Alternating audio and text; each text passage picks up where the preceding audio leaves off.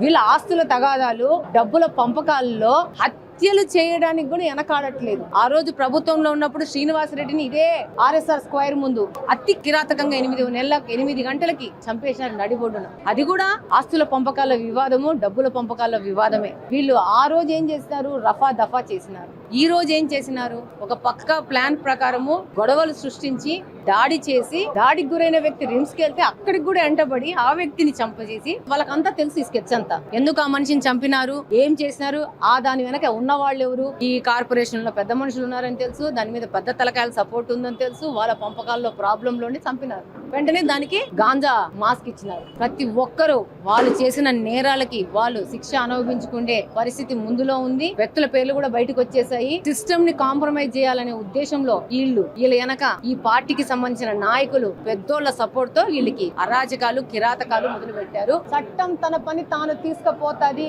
ఎవ్వలని వదిలే పరిస్థితి లేదు. ఏం వైకాపా పార్టీ ఏమన్నా అధికారంలో ఉందనుకుంటున్నారా?